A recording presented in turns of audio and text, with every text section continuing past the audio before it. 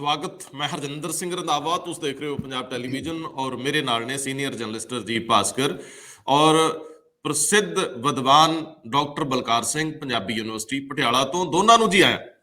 ਬਹੁਤ ਬਹੁਤ ਸ਼ੁਕਰੀਆ ਰੰਧਾਵਾ ਜੀ। ਥੈਂਕ ਯੂ ਜੀ।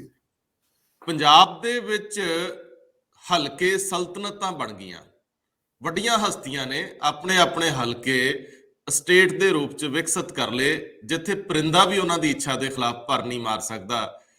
ਇਹ ਸੱਤਾ ਦਾ ਕੇਂਦਰੀਕਰਨ ਹੈ ਕਿ ਫੈਡਰਲ ਢਾਂਚੇ ਦੇ ਸਦਾ ਹੱਕ ਦੇ ਵਿੱਚ ਰੌਲਾ ਪਾਉਂਦੇ ਰਹੇ ਲੋਕਾਂ ਦੀ ਵਿਕੇਂਦਰੀਕਰਨ ਜਾਂ ਕੇਂਦਰੀਕਰਨ, ਦੋਨਾਂ ਦੇ ਵਿੱਚੋਂ ਇੱਕ ਚੁਣਨ ਵਾਲੀ ਚਾਹਤ ਆ ਕਿਸ ਦਿਸ਼ਾ 'ਚ ਜਾਣਾ ਹੁੰਦਾ। ਲੇਕਿਨ ਅੱਜ ਬਹੁਤ ਵੱਡਾ ਸਵਾਲ ਖੜਾ ਹੋ ਗਿਆ।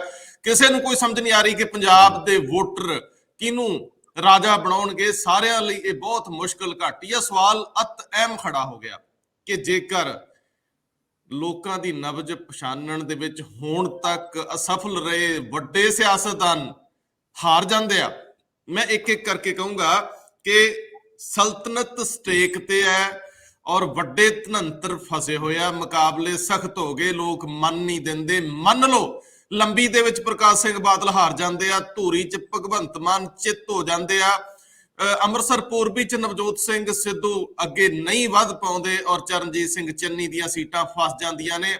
ਐਸੀ ਸਥਿਤੀ ਦੇ ਵਿੱਚ ਪੰਜਾਬ ਦੀ ਪੋਲਿਟਿਕਸ ਇਸ ਤੋਂ ਬਾਅਦ, ਨਤੀਜਿਆਂ ਤੋਂ ਬਾਅਦ ਕਿਹੋ ਜਿਹੀ ਹੋਊਗੀ, ਇਹ ਬੜਾ ਅਹਿਮ ਸਵਾਲ ਆ। ਮੈਂ ਭਾਸਕਰ ਸਾਹਿਬ ਪਹਿਲਾਂ ਚਾਹੂੰਗਾ ਵੀ ਇਹਦਾ ਆਧਾਰ ਬਣਾ ਦਿਓ। ਜਿਹੜੀ ਗੱਲ ਮੈਂ ਕਰ ਰਿਹਾ ਕਿਤੇ ਐਵੇਂ ਹਵਾ ਚ ਨਹੀਂ, ਗੱਲ ਤਾਂ ਚਰਚਾ ਦੀ ਹੁੰਦੀ ਆ, ਗੱਲ ਤਾਂ ਬਹਿਸ ਨੂੰ ਅੱਗੇ ਵਧਾਉਣ ਦੀ ਆ। ਇਹ ਤੁਹਾਡੇ ਘਰਾਂ ਦੇ ਵਿੱਚ ਵੀ ਹੁੰਦੀ ਆ, ਇਹ ਬਿਸਤਰਿਆਂ 'ਚ ਤੁਸੀਂ ਬਹਿ ਕੇ ਕਰਦੇ ਹੋ, ਵਿਸਕੀ ਦੇ ਪੈਗ ਤੇ ਵੀ ਕਰਦੇ ਹੋ, ਚਾਹਾਂ ਤੇ ਵੀ ਕਰਦੇ ਹੋ, ਪਾਰਕਾਂ 'ਚ ਵੀ ਕਰਦੇ ਹੋ, ਸੈਰਾਂ ਕਰਦੇ ਵੀ ਕਰਦੇ ਹੋ, ਤੇ ਅਸੀਂ ਕਰ ਲੈਂਦੇ ਹਾਂ ਤੇ ਕਿਹੜਾ ਲੋੜਾ ਮਾਰ ਲੈਂਦੇ ਆ। ਭਾਸਕਰ ਸਾਹਿਬ ਦੱਸਿਓ ਕੀ ਕਹਿੰਦੇ ਹੋ ਵੀ ਇਹ ਜੋ ਮੈਂ ਕਿਹਾ ਇਹਦਾ ਆਧਾਰ ਗੱਲਬਾਤ ਦਾ ਬਣਦਾ ਕਿ ਨਹੀਂ?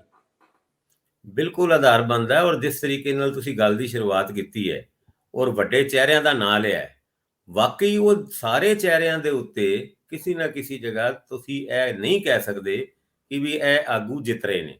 ਹੁਣ ਚੰਨੀ ਉਹਨਾਂ ਚਮਕੌਰ ਸਾਹਿਬ ਤੋਂ ਜਿੱਤਦੇ ਰਹੇ ਨੇ, ਇੰਡੀਪੈਂਡੈਂਟ ਵੀ ਜਿੱਤੇ ਨੇ, ਔਰ ਉਸ ਤੋਂ ਬਾਅਦ ਉਹਨਾਂ ਨੂੰ ਭਦੌੜ ਵੀ ਭੇਜਿਆ ਜਾਂਦਾ।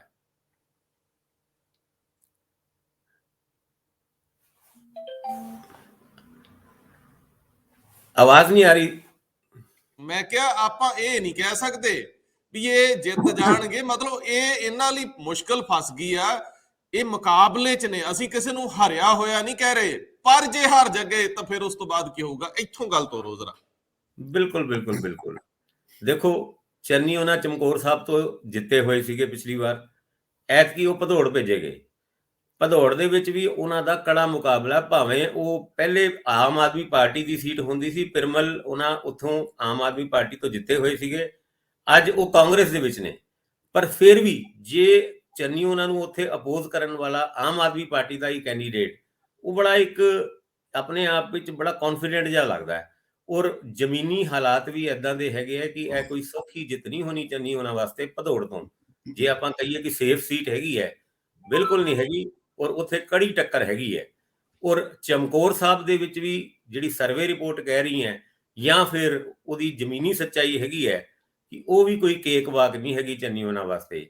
ਇੱਦਾਂ ਦੇ ਹਾਲਾਤ ਵਿੱਚ ਜਦ ਕਾਂਗਰਸ ਨੇ 6 ਤਰੀਕ ਨੂੰ ਤਿਆਰੀ ਪੂਰੀ ਕੀਤੀ ਹੈ ਕਿ ਵੀ ਉਹਨਾਂ ਨੂੰ ਉਹ ਆਪਣੇ ਆਪ ਕਾਂਗਰਸ ਦਾ ਸੀਐਮ ਕੈਂਡੀਡੇਟ ਵਜੋਂ ਪ੍ਰੋਜੈਕਟ ਕਰ ਰਹੇ ਨੇ, ਜੇ ਉਹ ਹਾਰ ਜਾਂਦੇ ਨੇ ਤੇ ਤੁਸੀਂ ਇਹ ਦੇਖੋ ਕਿ ਵੀ ਹਾਲਾਤ ਕਿੱਦਾਂ ਦੇ ਪੈਦਾ ਹੋ ਸਕਦੇ ਆ।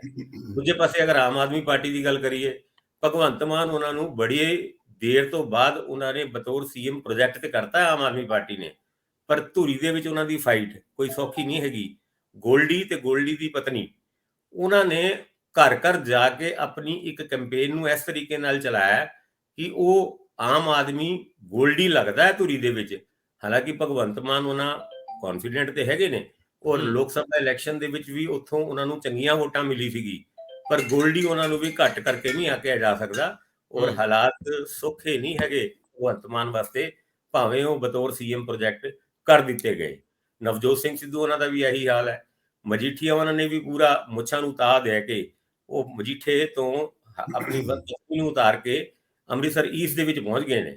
ਔਰ ਹਰ ਸਰਕਲ ਦੇ ਵਿੱਚ ਅੱਜ ਦੀ ਡੇਟ 'ਚ ਇਹ ਗੱਲ ਹੈ ਕਿ ਕੋਈ ਕਹਿੰਦਾ ਜੀ ਮਜੀਠੀਆ ਉਹਨਾਂ ਲੈ ਜਾਣਗੇ, ਕੋਈ ਕਹਿੰਦਾ ਨਹੀਂ ਨਵਜੋਤ ਸਿੰਘ ਸਿੱਧੂ ਉਹਨਾਂ ਉੱਥੋਂ ਮਜੀਠੀਏ ਨੂੰ ਹਰਾ ਦੇਣਗੇ। ਪਰ ਇਸ ਸਾਰੀ ਬਹਿਸ ਦੇ ਵਿੱਚ ਤੁਸੀਂ ਕੌਨਫੀਡੈਂਟ ਨਹੀਂ ਹੋ ਸਕਦੇ ਕਿ ਉੱਥੋਂ ਕੌਣ ਜਿੱਤੇਗਾ।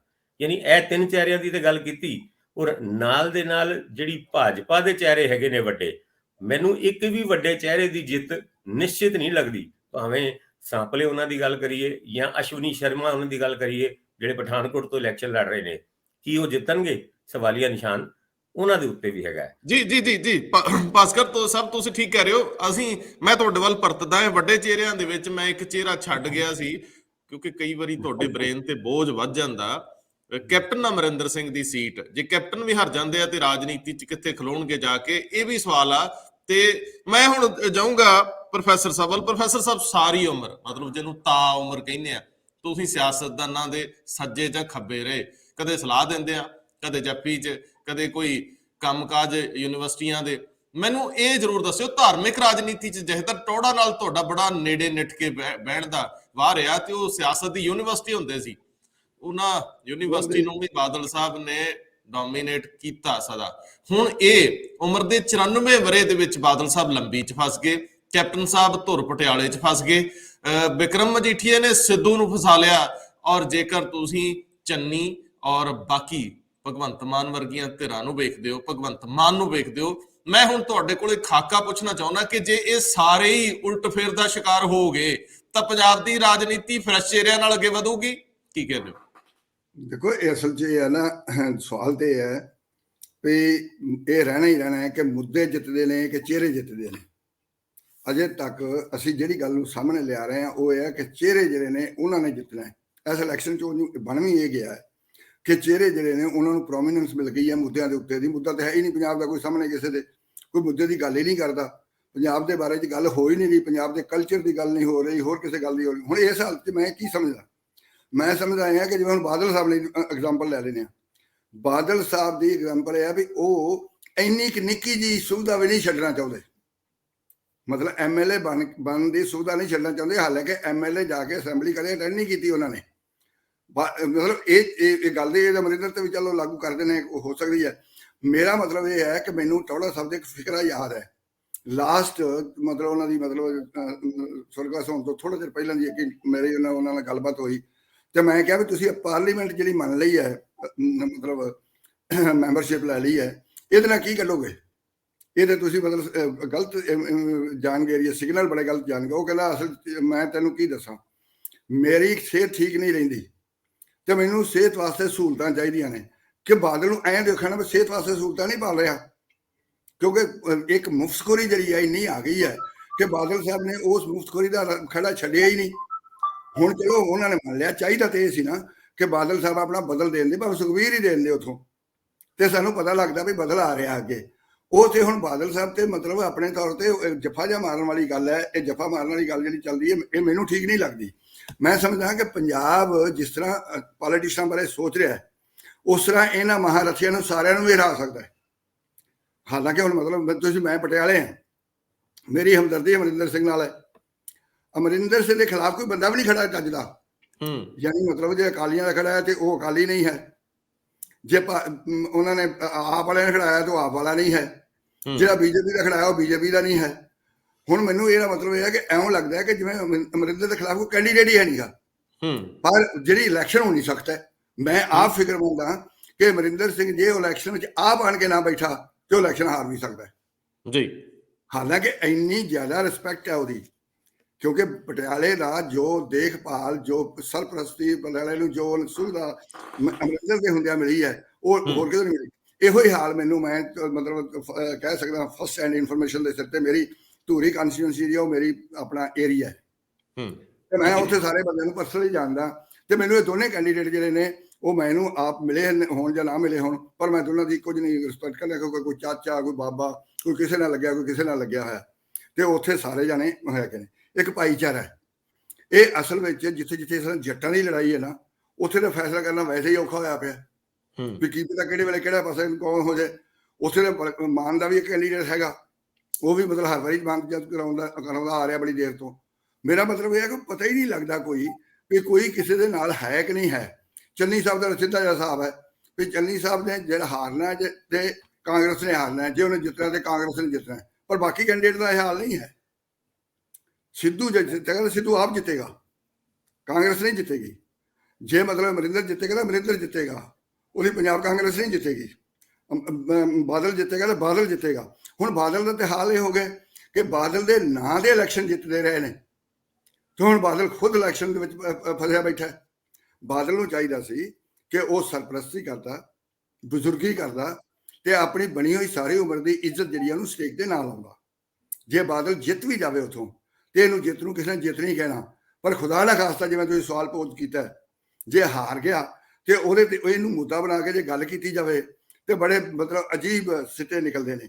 ਸਿੱਟੇ ਇਹ ਨਿਕਲਦੇ ਨੇ ਕਿ ਪਬਲਿਕ ਜਿਹੜੀ ਹੈ ਭੁੱਲ ਜਾਣਾ ਚਾਹੀਦਾ ਨਾ ਸਾਰਾ ਮਹਾਰਥੀਆਂ ਨੂੰ, ਭਾਵੇਂ ਉਹ ਚੰਨੀ ਹੋਵੇ, ਬਾਦਲ ਹੋਵੇ, ਅਮਰਿੰਦਰ ਹੋਵੇ, ਕੋਈ ਭਗਵੰਤ ਮਾਨ ਹੋਵੇ, ਕਿ ਲੋਕ ਸਿੱਧੇ ਤੌਰ ਤੇ ਇਹਨਾਂ ਦੀ ਜੇਬ 'ਚ ਨਹੀਂ ਹਨ। ਹੁਣ ਇਹ ਇਲੈਕਸ਼ਨ ਉਸ ਤਰ੍ਹਾਂ ਨਹੀਂ ਹੈ ਹੋ ਰਹੀ ਜਿਹੜੀ ਜੇਬ ਵਿੱਚ ਹੁੰਦੀ ਸੀ ਵੀ ਆਹ ਬੰਦਾ ਉਹਦੇ ਨਾਲ ਆ, ਸੈਗਮੈਂਟ ਉਹਦੇ ਨਾਲ ਹੈ। ਸੈਗਮੈਂਟ ਵਿੱਚ ਵੀ ਮਤਲਬ ਜਿਹੜਾ ਇਹਨੇ ਬੰਦੇ ਨਾਲ ਹੋ ਕੇ ਵੀ ਨਾਲ ਨਹੀਂ ਹਨ, ਜਿਹੜੇ ਨਾਲ ਤੁਰ ਰਹੇ ਨੇ ਉਹ ਵੀ ਨਾਲ ਨਹੀਂ ਹਨ। ਇਹ ਸਮਝਣਾ ਚਾਹੀਦਾ, ਕਿਉਂਕਿ ਲੋਕਾਂ ਦਾ ਇੰਟਰਸਟ ਜਿਹੜਾ ਹੈ ਉਹ ਹੁਣ ਮਤਲਬ ਜਿਹੜਾ ਪੰਜਾਬ ਦਾ ਇੰਟਰਸਟ ਹੈ ਸਰ ਦੂਰ ਦੀ ਗੱਲ ਹੈ, ਲੋਕਾਂ ਦਾ ਇੰਡੀਵਿਜੂਅਲ ਇੰਟਰਸਟ ਹੋ ਗਿਆ। ਇੰਡੀਵਿਜੂਅਲ ਇੰਟਰਸਟ ਜਿਹੜਾ ਨਾ ਪੰਜਾਬ ਜਿਹੜਾ ਕਿਸਾਨ ਮੋਰਚਾ ਹੈ ਉਹਨੇ ਇੰਡੀਵਿਜੂਅਲ ਨੂੰ ਇੱਕ ਸਪਿਰਿਟ ਬਣਾਤਾ ਹੈ। ਉਹ ਸਪਿਰਿਟ ਕੀ ਹੈ?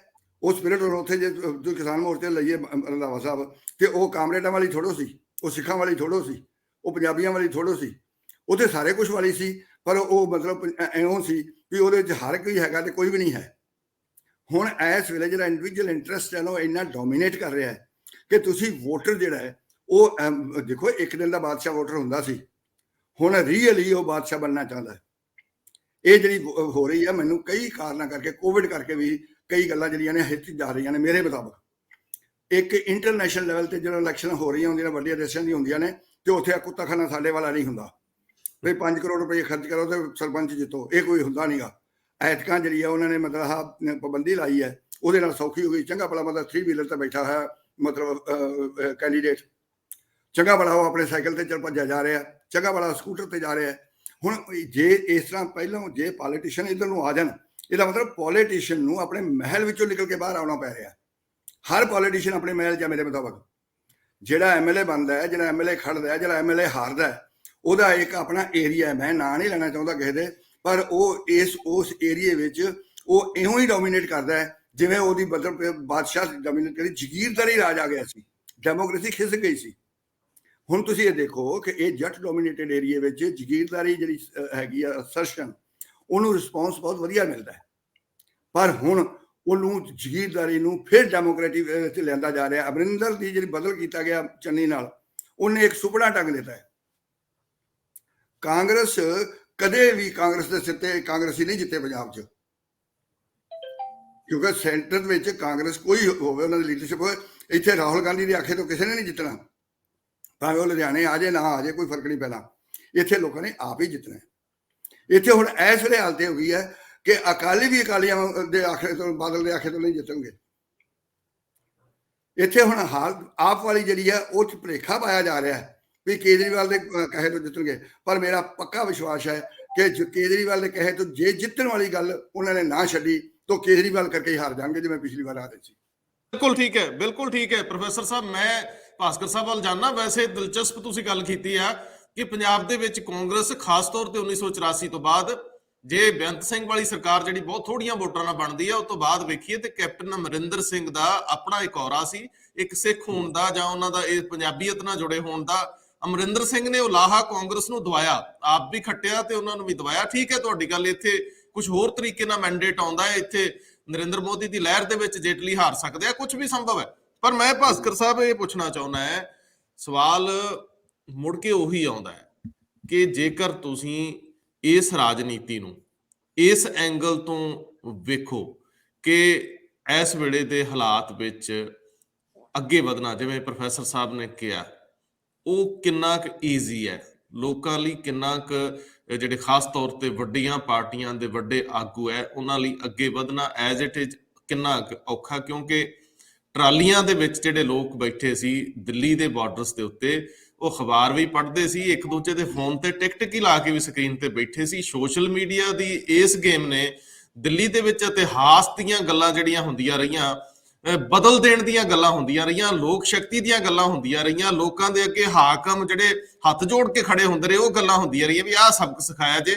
ਉਹਨੇ ਹੁਣ ਪ੍ਰੈਕਟਿਸ ਦੇ ਵਿੱਚ ਆ ਕੇ ਪ੍ਰੈਕਟੀਕਲੀ ਉਮੀਦਵਾਰਾਂ ਨੂੰ ਭਾਜੜ ਪਾਤੀ ਆ।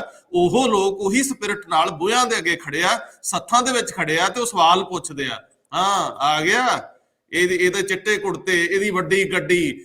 ਉੱਥੇ ਪਿੱਠ ਪਿੱਛੇ ਵੀ ਤੇ ਆਮਣੇ ਸਾਹਮਣੇ ਵੀ ਬਹੁਤ ਗੱਲਾਂ ਹੋ ਰਹੀਆਂ ਨੇ। ਕਿੱਥੋਂ ਆਇਆ? ਇਹਦੇ ਦਾਦਿਆਂ ਨੂੰ ਅਸੀਂ ਜਾਣਦੇ ਸੀ, ਇਹਦੇ ਪੜਦਾਦਿਆਂ ਦਾ ਸਾਨੂੰ ਪਤਾ ਸੀ, ਕਿੰਨੇ ਕੁ ਪੈਸੇ ਸੀ, ਕਿੰਨੇ ਕੁ ਜੋਗੇ ਹੁੰਦੇ ਸੀ, ਸਾਡਾ ਤੇ ਕੱਖ ਨਹੀਂ ਬਣਿਆ 4 ਕਿੱਲਿਆਂ ਚੋਂ, ਇਹਦਾ ਕਿੱਦਾਂ ਬਣ ਗਿਆ, ਇਹ ਲੋਟੂ ਜਮਾਤ ਆ। ਇਹ ਸਾਰੇ ਸਲੋਗਨ ਅੱਜ ਕੱਲ ਤੁਹਾਨੂੰ ਮਿਲਦੇ ਆ। ਭਾਸਕਰ ਸਾਹਿਬ ਮੈਨੂੰ ਦੱਸਿਓ, ਔਖਾ ਜਿਹਾ ਨਹੀਂ ਹੋ ਗਿਆ? ਰਾਜੇ ਸੀ ਲੋਕਤੰਤਰ ਦੇ, ਹੱਥ 'ਚ ਹਾਰ ਫੜ ਕੇ ਖਲੋਤੇ ਲੋਕ ਹੁਣ ਹਾਰਾਂ ਦੀ ਸ਼ੇਪ ਬਦਲ ਗਏ, ਜੀ ਹਜ਼ੂਰੀਆਂ ਕਰਦੇ ਹੱਥ ਜੋੜ ਕੇ, ਬੂਹਿਆਂ ਬਾਹਰ ਖੜੇ ਲੋਕ ਆਪਣੇ ਬੂਹਿਆਂ 'ਚ ਖਲੋ ਕੇ ਪੁੱਛਦੇ, ਹਾਂ ਦੱਸ ਕਿੱਦਾਂ, ਫਲਾਣੇ ਵੇਲੇ ਆਏ ਸੀ ਤੇਰੇ ਕੋ, ਸੁਣੀ ਸੀ ਗੱਲ, ਵੋਟਾਂ ਮੰਗਦੇ ਆ, ਹੁਣ ਆਇਆ ਰਾ, ਪਹਿਲਾਂ ਨਹੀਂ ਦੱਸੇ। ਕੀ ਕਹਿੰਦੇ ਹੋ? ਬਿਲਕੁਲ ਤੁਸੀਂ ਠੀਕ ਕਹਿ ਰਹੇ ਹੋ। ਏਦਾਂ ਦੇ ਬਹੁਤ ਸਾਰੇ ਆਗੂ ਹੈਗੇ ਆ ਜਿਨ੍ਹਾਂ ਨੇ ਕਦੀ ਨਹੀਂ ਸੋਚਿਆ ਸੀਗਾ ਕਿ ਉਹਨਾਂ ਨੂੰ ਸੜਕਾਂ ਤੇ ਮਾਰਕੀਟਾਂ ਦੇ ਵਿੱਚ ਤੁਰ ਕੇ ਵੋਟ ਮੰਗਣੀ ਪਏਗੀ। ਔਰ ਅੱਜ ਮੈਂ ਬਹੁਤ ਸਾਰੇ ਲੀਡਰਾਂ ਨੂੰ ਏਦਾਂ ਦੇਖ ਰਿਹਾ ਕਿ ਉਹਨਾਂ ਨੂੰ ਹਜੇ ਵੀ ਵੋਟ ਮੰਗਣ ਦੇ ਵਿੱਚ ਸ਼ਰਮ ਤੇ ਆ ਰਹੀ ਹੈ, ਪਰ ਜਾਣਾ ਪੈ ਰਿਹਾ ਮਾਰਕੀਟ ਦੇ ਵਿੱਚ। ਕਈ ਤੇ ਏਦਾਂ ਦੇ ਲੀਡਰ ਹੈਗੇ ਆ, ਉਹ ਵੋਟ ਨਹੀਂ ਮੰਗ ਰਹੇ, ਉਹ ਮਾਰਕੀਟ 'ਚ ਤੁਰ ਕੇ ਬਸ ਮਾਰਕੀਟ ਲੰਘ ਕੇ ਉਹ ਸਮਝਦੇ ਵੀ ਹੋ ਗਈ ਕੈਂਪੇਨਿੰਗ। ਯਾਨੀ ਸੰਘਣਾ ਔਰ ਵੱਡੇ ਲੀਡਰਾਂ ਦਾ ਆਹ ਹਾਲ। ਉਹ ਤੁਸੀਂ ਦੇਖੋ, ਜਦ ਸੁਖਬੀਰ ਬਾਦਲ ਉਹਨਾਂ ਨੇ ਅੱਜ ਤੋਂ ਕੁਝ ਦਿਨ ਪਹਿਲੇ ਕੈਂਪੇਨ ਸ਼ੁਰੂ ਕੀਤਾ ਸੀਗਾ, ਉਹਨਾਂ ਨੂੰ ਜਲੇਬੀ ਤਲਣ ਲਾਤਾ ਸੀਗਾ। ਹੁਣ ਅਕਾਲੀ ਦਲ ਦਾ ਪ੍ਰਧਾਨ ਹੋਏ ਔਰ ਜਲੇਬੀਆਂ ਤਲਦਾ ਫਿਰੇ, ਕੋਈ ਛੋਲੇ ਭਟੂਰੇ ਗੋਲ ਗੱਪੇ ਦੀ ਰੇੜੀ। ਭਾਵੇਂ ਉਹ ਪ੍ਰੋਜੈਕਸ਼ਨ ਸੀਗੀ ਕਿ ਉਹਨੂੰ ਆਮ ਆਦਮੀ ਦੇ ਤਰੀਕੇ ਨਾਲ ਪੇਸ਼ ਕੀਤਾ ਜਾਏ, ਪਰ ਉਹ ਗੱਲ ਬਣੀ ਨਹੀਂ। ਪੋਲਿਟਿਕਸ ਦੇ ਵਿੱਚ ਕਈ ਵਾਰ ਤੁਹਾਡਾ ਔਰਾ ਹੁੰਦਾ ਹੈ। ਹੁਣ ਕੈਪਟਨ ਅਮਰਿੰਦਰ ਸਿੰਘ ਅਗਰ ਤੁਸੀਂ ਗੋਲ ਗੱਪੇ ਦੀ ਰੇੜੀ ਤੇ ਦੇਖੋ ਜਾਂ ਹੋਰ ਸਾਈਕਲ ਚਲਾਉਂਦਾ ਦੇਖੋ ਤੇ ਤੁਹਾਨੂੰ ਲੱਗੇਗਾ ਵੀ ਇਹ ਕਿਹੜੇ ਪਾਸੇ ਤੁਰ ਗਿਆ। ਕਈ ਵਾਰ ਕਿਸੇ ਸ਼ਖਸੀਅਤ ਦਾ ਔਰਾ ਇਦਾਂ ਦਾ ਹੁੰਦਾ ਹੈ, ਜਦ ਉਹਨੂੰ ਤੁਸੀਂ ਆਮ ਆਦਮੀ ਵਜੋਂ ਪ੍ਰੋਜੈਕਟ ਕਰਦੇ ਹੋ ਤੇ ਉਹ ਪ੍ਰੋਜੈਕਸ਼ਨ ਫੇਲ ਹੋ ਜਾਂਦੀ ਹੈ। ਇਹ ਗੱਲ ਸਮਝਣੀ ਪਏਗੀ। ਗੱਲ ਅਸੀਂ ਜਿਹੜੀ ਸ਼ਖਸੀਅਤਾਂ ਦੀ ਕਰ ਰਹੇ ਸੀਗੇ, ਉਹਦੇ ਵਿੱਚ ਮਨਪ੍ਰੀਤ ਬਾਦਲ ਦਾ ਜ਼ਿਕਰ ਕਰਨਾ ਆਪਾਂ ਭੁੱਲ ਗਏ। ਮਨਪ੍ਰੀਤ ਬਾਦਲ ਉਹਨਾਂ ਮੈਂ ਜਿਹੜੀ ਗੱਲ ਕੀਤੀ ਹੈ ਕਿ ਵੋਟ ਮੰਗਣ ਦੇ ਵਾਸਤੇ ਉਹ ਮਾਰਕੀਟ ਦਾ ਵਿੱਚ ਜਾ ਤੇ ਰਹੇ ਨੇ, ਉਹ ਏਦਾਂ ਲੱਗਦਾ ਵੀ ਨਵੀਂ ਨੂੰਹ ਜਿਹੜੀ ਆਉਂਦੀ ਹੈ ਨਾ, ਬਈ ਉਹਨੂੰ ਮਾਰਕੀਟ ਦੇ ਵਿੱਚ ਸਬਜ਼ੀ ਲੈਣ ਜਾਣਾ ਪਏ, ਉਦਾਂ ਦੇ ਹਾਲਾਤ ਲੱਗ ਰਹੇ ਨੇ ਕਿ ਵੀ ਉਹ ਵੋਟ ਵੀ ਨਹੀਂ ਮੰਗ ਰਹੇ, ਆਂਦੇ ਜਾਂਦੇ ਨੂੰ ਹੱਥ ਜੋੜ ਕੇ ਬਸ ਆਪਣੀ ਡਿਊਟੀ ਜੀ ਪੂਰੀ ਕਰ ਰਹੇ ਨੇ। ਪਰ ਦੂਜੇ ਪਾਸੇ ਪਹਿਲੇ ਵੀ ਅਸੀਂ ਕਹਿ ਚੁੱਕੇ ਹਾਂ ਕਿ ਬਠਿੰਡੇ ਦੇ ਵਿੱਚ ਇਹ ਗੱਲ ਤੁਰ ਪਈ ਕਿ ਅਕਾਲੀ ਦਲ ਮਨਪ੍ਰੀਤ ਬਾਦਲ ਦੀ ਸਪੋਰਟ ਦੇ ਵਿੱਚ ਖੜਾ ਹੈ। ਤੁਹਾਨੂੰ ਕਈ ਵਾਰ ਦੂਜੇ ਦਲ ਸਪੋਰਟ ਕਰ ਰਹੇ ਹੋ ਨਾ, ਉਹ ਵੀ ਤੁਸੀਂ ਇੱਕ ਪਰਿਵਾਰ ਤੋਂ ਬਿਲੋਂਗ ਕਰਦੇ ਹੋ। ਭਾਵੇਂ ਇਸ ਗੱਲ ਦੇ ਵਿੱਚ ਸੱਚਾਈ ਹੈ ਕਿ ਪਰਿਵਾਰ ਜਾਂ ਫੈਮਿਲੀ ਤੇ ਫੈਮਿਲੀ ਹੁੰਦੀ ਹੈ, ਤੇ ਅਸੂਲਨ ਜੇ ਅਗਰ ਬਾਦਲ ਜਾਂ ਅਕਾਲੀ ਦਲ ਮਨਪ੍ਰੀਤ ਬਾਦਲ ਉਹਨਾਂ ਨੂੰ ਸਪੋਰਟ ਕਰ ਰਹੇ ਆ ਤੇ ਇਹਦੇ ਵਿੱਚ ਕੋਈ ਬਹੁਤੀ ਗਲਤੀ ਵੀ ਨਹੀਂ। ਪਰ ਜਦ ਤੁਹਾਡਾ ਨੈਰੇਟਿਵ ਸੈੱਟ ਹੋ ਜਾਂਦਾ ਹੈ ਕਿ ਤੁਸੀਂ ਤੁਹਾਡਾ ਆਪ ਦਾ ਕੈਂਡੀਡੇਟ ਪੁੱਛਣਾ ਸ਼ੁਰੂ ਕਰ ਦਿੰਦਾ ਹੈ, ਬਾਦਲ ਸਾਹਿਬ ਪਬਲਿਕਲੀ ਕਹਿ ਦਿਓ ਕਿ ਤੁਹਾਡਾ ਕੈਂਡੀਡੇਟ ਮੈਂ ਵਾਂ, ਤੇ ਫਿਰ ਇੱਕ ਨੈਰੇਟਿਵ ਵੱਖਰੇ ਕਿਸਮ ਦਾ ਸੈੱਟ ਹੋ ਜਾਂਦਾ ਹੈ। ਦੂਜੇ ਪਾਸੇ ਆਪਾਂ ਦੁਆਬੇ ਦੇ ਵਿੱਚ ਆ ਜਾਈਏ, ਇਹ ਜਿਹੜਾ ਸੁਖਪਾਲ ਸਿੰਘ ਖਹਿਰਾ ਹੈ, ਇਹ ਈਡੀ ਦੇ ਵਿੱਚ ਜੇਲ੍ਹ ਹੋ ਕੇ ਆਇਆ। ਉਮੀਦ ਸੀਗੀ ਕਿ ਵੀ ਇਹਨੂੰ ਸਿੰਪਥੀ ਵੋਟ ਮਿਲੇਗੀ, ਪਰ ਉੱਥੇ ਹੁਣ ਨੈਰੇਟਿਵ ਦੂਜਾ ਹੀ ਸੈੱਟ ਹੋ ਰਿਹਾ ਹੈ। ਔਰ ਕਿਸੇ ਨਾ ਕਿਸੇ ਜਗ੍ਹਾ ਖਹਿਰੇ ਉਹਨਾਂ ਦਾ ਆਪਣੇ ਬੰਦਿਆਂ ਦੇ ਨਾਲ ਨਾ ਖੜਨਾ, ਯਾਨੀ ਕੌਂਸਟੀਚੁਐਂਸੀ ਦੇ ਬੰਦਿਆਂ ਦੇ ਨਾਲ ਨਾ ਖੜਨਾ, ਇਹ ਮੁੱਦਾ ਉਹਨਾਂ ਨੂੰ ਭਾਰੀ ਪੈ ਰਿਹਾ ਹੈ। ਔਰ ਜਿਸ ਸਿੰਪਥੀ ਦੀ ਉਹ ਗੱਲ ਕਰ ਰਹੇ ਸੀਗੇ ਕਿ ਵੀ ਸ਼ਾਇਦ ਬਾਹਰ ਆਉਣ ਤੋਂ ਬਾਅਦ ਉਹਨਾਂ ਨੂੰ ਸਿੰਪਥੀ ਮਿਲੇਗੀ, ਉਹਦਾ ਦੀ ਬਹੁਤੀ ਸਿੰਪਥੀ ਕੌਂਸਟੀਚੁਐਂਸੀ ਦੇ ਵਿੱਚ ਜ਼ਮੀਨੀ ਪੱਧਰ ਦੇ ਵਿੱਚ ਨਹੀਂ ਦੇਖੀ ਗਈ। ਇਹ ਇੱਕ ਅਜੀਬ ਜਿਹਾ ਇਲੈਕਸ਼ਨ ਹੈਗਾ। ਅਗਰ ਤੁਸੀਂ ਗੱਲ ਮੁੱਦਿਆਂ ਦੀ ਕਰੋ, ਸ਼ਖਸੀਅਤਾਂ ਦੀ ਕਰੋ, ਪਰਸਨੈਲਿਟੀਜ਼ ਦੀ ਕਰੋ, ਤੇ ਉਹ ਕਿਸੇ ਨਾ ਕਿਸੇ ਜਗ੍ਹਾ ਕੋਈ ਨੈਰੇਟਿਵ ਨਹੀਂ ਬਣਾ ਪਾਏ। ਇਹਦੇ ਵਿੱਚ ਉਹੀ ਵਿਅਕਤੀ ਅੱਗੇ ਜਾਏਗਾ ਜੋ ਹਜੇ ਤੱਕ ਰਾਜਨੀਤਿਕ ਕੱਦ ਜਿਹਦਾ ਵੱਡਾ ਨਹੀਂ ਹੋਇਆ। ਉਹਨਾਂ ਵਾਸਤੇ ਚੋਣਾਂ ਲੜਨੀ ਉਨੀ ਸੌਖੀ ਹੈ ਜਿੰਨਾ ਅਗਰ ਉਹਨਾਂ ਦਾ ਕੱਦ ਵੱਡਾ ਨਹੀਂ ਹੈਗਾ। ਵੱਡੇ ਆਗੂਆਂ ਵਾਸਤੇ ਇਲੈਕਸ਼ਨ ਲੜਨਾ ਔਖਾ ਲੱਗਦਾ। ਮੈਨੂੰ ਪ੍ਰੋਫੈਸਰ ਸਾਹਿਬ ਹੁਣ ਤੁਸੀਂ ਸਾਰੀ ਗੱਲ ਦਾ ਨਿਚੋੜ ਕੱਢ ਕੇ ਦਿਓ, ਕਿਉਂਕਿ ਤੁਹਾਡੀ ਮੁਸਕਰਾਹਟ ਦੇ ਵਿੱਚ ਸੈਂਕੜੇ ਜਵਾਬ ਪਏ ਆ ਸਵਾਲਾਂ ਤੋਂ ਪਰੇ, ਕਿਉਂਕਿ ਤੁਹਾਡੇ ਸਵਾਲ ਆਉਂਦੇ ਆ ਲੋਕ ਮਾਨਸਿਕਤਾ ਚੋਂ, ਜਿਹੜੀ ਤੁਸੀਂ ਰੋਜ਼ ਕਿਧਰੇ ਨਾ ਕਿਧਰੇ ਬਹਿ ਕੇ ਲਾ ਲੈਂਦੇ ਹੋ ਨਾ ਜੀ ਮਹਿਫਲ, ਉਹਦੇ ਵਾਲੇ ਮੈਨੂੰ ਸਵਾਲ ਤੇ ਜਵਾਬ ਆਪ ਹੀ ਜ਼ਰਾ ਇਹਨੂੰ ਹੁਣ ਬਹਿਸ ਨੂੰ ਵਿਰਾਮ ਦੇਣ ਤੋਂ ਪਹਿਲਾਂ ਦੀ ਜਿਹੜੀ ਕਹਿੰਦੇ ਨਾ ਇੱਕ ਚਮਕ ਹੈ ਉਹ ਦਿਖਾਓ। ਨਵਾਜ਼ ਸਾਹਿਬ ਸ਼ੁਕਰੀਆ। ਅਸਲ 'ਚ ਇਹ ਹੈ ਵੀ ਅਸੀਂ ਜਿਹੜੇ ਨਾ ਅਸੀਂ ਮੇਰੇ ਦਫ਼ਤਰ ਵਿੱਚ ਵਰਲਡ ਪੰਜਾਬੀ ਸੈਂਟਰ ਜਦੋਂ ਅਸੀਂ ਬਹਿੰਦੇ ਹਾਂ ਤੇ ਅਸੀਂ ਉਹਨੂੰ ਕਹਿੰਦੇ ਹਾਂ ਬੁੱਢਾ ਮਤਲਬ ਬਿਰਧ ਘਰ ਵਾਂਗੂ ਬੈਠਦੇ ਹਾਂ ਤੇ ਇੱਕ ਦੂਜੇ ਨਾਲ ਜਦੋਂ ਗੱਲਾਂ ਕਰਦੇ ਹਾਂ ਤੇ ਉਹ ਅਸੀਂ ਆਪ ਕਹਿ ਰਹੇ ਹਾਂ, ਮੈਂ ਕਹਿ ਰਿਹਾ ਇਹ ਕਿ ਪੱਤ ਝੜੇ ਪੁਰਾਣੇ ਵੇ ਰੁੱਤ ਨਵਿਆਂ ਦੀ ਆਈ ਹੈ। ਹੁਣ ਇਹ ਨਵਾਂ ਲਫ਼ਜ਼ ਜਿਹੜਾ ਹੈ ਨਾ, ਇਹਦੇ ਵਿੱਚ ਇੰਨਾ ਕੁਛ ਪਿਆ ਹੈ। ਇਹ ਮਤਲਬ ਆਪਣਾ ਅੱਗੋਂ ਇੰਟਰਪ੍ਰੈਟ ਹੁੰਦਾ ਰਹੇਗਾ ਕਿ ਨਵਾਂ ਜਿਹੜਾ ਹੈ ਉਹ ਉਮਰ ਦੇ ਹਿਸਾਬ ਨਾਲ ਨਵਾਂ ਹੈ, ਉਹ ਆਈਡੀਆ ਦੇ ਹਿਸਾਬ ਨਾਲ ਨਵਾਂ ਹੈ, ਉਹ ਕਲਚਰ ਦੇ ਹਿਸਾਬ ਨਾਲ ਨਵਾਂ ਹੈ। ਇਹ ਰੀਡਿੰਗ ਹੈ, ਇਹ ਡੀਕੋਡਿੰਗ ਹੈ, ਇਹ ਨਹੀਂ ਪਤਾ ਲੱਗਦਾ ਨਹੀਂ ਹੈ। ਇਹ ਸਾਰਾ ਕੁਝ ਜਿਹੜਾ ਹੈ ਨਾ ਇਹ ਨੈਚੁਰਲ ਹੋ ਰਿਹਾ ਹੈ। ਦੇਖੋ ਕੁਦਰਤ ਦਾ ਜਿਹੜਾ ਹੈ ਨਾ, ਕੁਦਰਤ ਦੇ ਵਿੱਚ ਇਸ ਵੇਲੇ ਜੇ ਤੁਸੀਂ ਹੁਣ ਅਖਬਾਰਾਂ ਚੁੱਕੋ ਉਹਦੇ ਵਿੱਚੋਂ ਪੰਜਾਬ ਦੀ ਜਿਹੜੀ ਹੈਗੀ ਆ ਕਲਚਰ, ਸਪਿਰਿਟ, ਲਿਟਰੇਚਰ, ਉਹ ਸਾਰਾ ਮਿਸਿੰਗ ਹੈ। ਔਰ ਉਹਦੇ ਵਿੱਚੋਂ ਇਹਨਾਂ ਕੈਂਡੀਡੇਟ ਦੀ ਸਪੋਰਟ ਵੀ ਮਿਸਿੰਗ ਹੈ। ਤੇ ਅਖਬਾਰ ਜਿਹੜੇ ਨੇ ਉਹਨਾਂ ਦਾ ਭਾਰ ਹੌਲਾ ਹੋ ਗਿਆ ਹੈ ਕਿਉਂਕਿ ਐਡਵਰਟਾਈਜ਼ਮੈਂਟ ਆ ਨਹੀਂ ਰਹੀਆਂ ਤੇ ਮਤਲਬ ਕੁਝ ਆ ਨਹੀਂ। ਅਖਬਾਰਾਂ ਵਿੱਚ ਪੜ੍ਹਨ ਨੂੰ ਕੁਝ ਨਹੀਂ ਹੈ। ਗੱਲ ਜਿਹੜੀ ਹੈ ਉਹ ਇਹ ਹੈ ਕਿ ਅਸਲ ਵਿੱਚ ਇਹ ਹੈ ਕਿ ਜਿਹੜਾ ਹੈਗਾ ਨਾ ਡੈਮੇਜ ਕੰਟਰੋਲ ਜਿਹੜਾ ਕਰਨਾ ਹੈ, ਸਾਰਿਆਂ ਦਾ ਡੈਮੇਜ ਬਹੁਤ ਹੋ ਗਿਆ ਹੈ। ਹੁਣ ਇਹਨਾਂ ਵਿੱਚੋਂ ਉਹਨੇ ਜਿੱਤਣਾ ਹੈ ਜਿਹਨੇ ਆਪਣਾ ਡੈਮੇਜ ਕੰਟਰੋਲ ਕਰ ਲੈਣਾ ਹੈ ਪਬਲਿਕ ਮਾਈਂਡ ਵਿੱਚ, ਪਬਲਿਕ ਸਾਈਕੀ ਵਿੱਚ। ਹੁਣ public mind and public psyche ਇਹ ਦੋ ਚੀਜ਼ਾਂ ਇੰਨੀਆਂ ਇੰਪੋਰਟੈਂਟ ਹੋ ਗਈਆਂ ਨੇ ਕਿ ਜਿਹੜਾ ਇਹਨੂੰ ਐਡਰੈਸ ਨਹੀਂ ਹੈ ਉਹ ਫਿਰ ਭਾਸਕਰ ਸਾਹਿਬ ਦੀ ਆਵਾਜ਼ ਵਿੱਚ ਠੀਕ ਹੈ ਵੀ ਉਹ ਜਾ ਰਿਹਾ ਵੋਟ ਮੰਗਣ, ਚੁਬਾਰੇ 'ਚ ਬੈਠਾ ਸੋਚ ਰਿਹਾ ਵੀ ਵੋਟ ਚੁਬਾਰੇ 'ਚ ਆਵਾਂਗੇ ਪੈ ਜੂਗੀ। ਹੁਣ ਚੁਬਾਰੇ 'ਚ ਨਹੀਂ ਪੈਣੀ, ਹੁਣ ਤਾਂ ਗਲੀ 'ਚ ਆਉਣਾ ਹੀ ਪਏਗਾ। ਤੇ ਜਿਹਦੇ ਨਾਲ ਹੱਥ ਮਿਲਾਓਗੇ ਉਹ ਵੋਟ ਪਾਉਂਦਾ ਕਿ ਨਹੀਂ ਪਾਉਂਦਾ ਇਹਦੀ ਕੋਈ ਗਰੰਟੀ ਨਹੀਂ, ਪਰ ਇਹ ਪੱਕਾ ਹੈ ਕਿ ਜੇ ਉਹ ਪਾਊਗਾ ਤਾਂ ਹੱਥ ਮਿਲਾਉਣ ਤੋਂ ਬਾਅਦ ਹੀ ਪਾਊਗਾ ਉਹ। ਇਸ ਵੇਲੇ ਮੇਰੇ ਮੁਤਾਬਕ ਅਸੀਂ ਜਿਹੜੇ ਸਾਡੇ ਵਰਗੇ ਬੰਦੇ ਨੇ ਅਸੀਂ ਤੇ ਸਮਝਦੇ ਯਾਰ ਅਸੀਂ ਰਸਤੇ ਸਟੇਜ ਤੇ ਕੁਛ ਨਹੀਂ ਨਾ ਹੈ। ਇਸ ਕਰਕੇ ਅਸੀਂ ਇਹ ਬੈਠੇ ਹਾਂ ਕਿ ਸਾਡੇ ਵਹਿੰਦਿਆਂ ਜਿਸ ਕਿਸਮ ਦੀ ਚੇਂਜ ਅੰਗੜਾਈਆਂ ਲੈ ਰਹੀ ਹੈ, ਬਦਲਾਵ ਦੀ ਰਾਜਨੀਤੀ ਦੀ ਥਾਂ ਤੇ ਸੋਚ ਦੀ ਬਦਲਾਵ ਜਿਹੜਾ ਸੋਚ ਵਿੱਚ ਆ ਰਿਹਾ ਹੈ, ਮੈਨੂੰ ਇਹ ਬਹੁਤ ਹੈਲਦੀ ਲੱਗਦਾ ਹੈ। ਤੇ ਮੈਂ ਇੱਕ ਬਜ਼ੁਰਗ ਦੇ ਤੌਰ ਤੇ ਇਹ ਗੱਲ ਕਹਿਣਾ ਕਿ ਇਹ ਪੰਜਾਬ ਦੇ ਹਿੱਤ ਵਿੱਚ ਹੈ, ਇਹਨੂੰ ਸਟਰੈਂਥਨ ਕਰਨਾ ਚਾਹੀਦਾ ਹੈ। ਅੱਛਾ, ਮੈਨੂੰ ਇਹ ਦੱਸੋ, ਇਸ ਗੱਲ ਦਾ ਜਵਾਬ ਵੀ ਦੇ ਦਿਓ ਕਿ ਜਦੋਂ ਇਲੈਕਸ਼ਨ ਲੰਘ ਚੁੱਕੀ ਹੋਊਗੀ, ਕੋਈ ਨਾ ਕੋਈ ਸਰਕਾਰ ਦੇ ਰੂਪ ਦੇ ਵਿੱਚ ਰੂਪਮਾਨ ਹੋ ਜਾਊਗਾ, ਉਦੋਂ ਉਹਦੇ ਲਈ ਸਰਕਾਰ ਚਲਾਉਣੀ ਪੁਰਾਣੀਆਂ ਰਹੁ ਰੀਤਾਂ ਅਨੁਸਾਰ ਔਖੀ ਹੋ ਜਾਊਗੀ। ਉਸ ਧਿਰ ਨੂੰ ਬਹੁਤ ਸਾਰੇ ਅੰਦੋਲਨ, ਸਵਾਲ ਤੇ ਪਰੇਸ਼ਾਨੀਆਂ ਦਾ ਸਾਹਮਣਾ ਹੋਊਗਾ। ਉਹ ਵੱਖਰੀ ਗੱਲ ਹੈ ਕਿ ਆਰਥਿਕ ਰੂਪ ਦੇ ਵਿੱਚ ਵੀ ਬਹੁਤ ਦਿਓ ਕਦ ਮੂੰਹ ਅੱਡੀ ਖੜੀਆਂ ਨੇ ਮੁਸ਼ਕਲਾਂ, ਪਰ ਉਹਦੇ ਨਾਲੋਂ ਸਮਾਜਿਕ, ਕਲਚਰਲ, ਲੋਕਾਂ ਦੇ ਗੁੱਸੇ, ਲੋਕਾਂ ਦੇ ਸੁਭਾਅ ਦੇ ਨਜ਼ਰੀਓਂ ਫੀਲਡ ਵਿੱਚ ਵਿਚਰਨ ਦਾ, ਨੀਤੀਆਂ ਬਣਾਉਣ ਦਾ, ਅਫਸਰਸ਼ਾਹੀ ਲਈ ਸਾਰਿਆਂ ਲਈ ਇਸ ਕਿਸਾਨੀ ਅੰਦੋਲਨ ਤੋਂ ਬਾਅਦ ਬਹੁਤ ਟਫ ਫੇਜ਼ ਆਉਣ ਵਾਲਾ। ਹੁਣ ਸਲਤਨਤਾਂ ਨਹੀਂ ਰਹਿਣਗੀਆਂ। ਹੁਣ ਲੋਕ ਜਿਹੜੇ ਆ ਉਹ ਪੰਜਾਬ ਦੀ ਰਾਜਨੀਤੀ ਨੂੰ ਬਿਲਕੁਲ ਸਿਰਿਓਂ ਬਦਲ ਦੇਣਗੇ। ਹੌਲੀ ਹੌਲੀ ਸਥਾਪਿਤ ਲੀਡਰਸ਼ਿਪ, ਪਾਰਟੀਆਂ ਦੇ ਵੱਡੇ ਆਗੂ, ਉਹਨਾਂ ਦੀਆਂ ਅਗਾਂਹ ਤੀਜੀਆਂ ਪੀੜ੍ਹੀਆਂ ਕਹਿਣਗੀਆਂ ਦਫਾ ਕਰੋ, ਆਪਾਂ ਇਹਨਾਂ ਕੰਮਾਂ ਚੋਂ ਲੈਣਾ ਕੀ ਆ।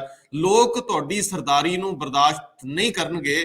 ਤੁਹਾਡੀ ਲੋਕਤੰਤਰ ਦੀ ਜਿਹੜੀ ਆਪਣੀ ਅਬ ਹੈ ਇੱਕ ਲੀਡਰ ਵਾਲੀ, ਲੋਕਾਂ ਦੇ ਸੇਵਕ ਵਾਲੀ, ਉਹਦੇ 'ਚ ਹੀ ਮੁੜਨਾ ਪਊਗਾ, ਨਹੀਂ ਤੇ ਤੁਹਾਨੂੰ ਬਹੁਤ ਸਰਵਾਈਵਲ ਔਖੀ ਨਾਲ ਨਜਿੱਠਣਾ ਪਊਗਾ। ਕੀ ਕਹਿੰਦੇ ਹੋ? ਬਿਲਕੁਲ ਉਹਦੇ 'ਚ ਲਵਾਜ਼ਾ ਬਿਲਕੁਲ ਠੀਕ ਹੈ ਇਹ ਕਿ ਇਸ ਵੇਲੇ ਜਿਹੜਾ ਨੈਰੇਟਿਵ ਪੰਜਾਬ 'ਚ ਸੈੱਟ ਹੋ ਰਿਹਾ ਹੈ ਉਹ ਇੰਟਰਨੈਸ਼ਨਲ ਰੰਗ ਵਿੱਚ ਹੋ ਰਿਹਾ ਹੈ।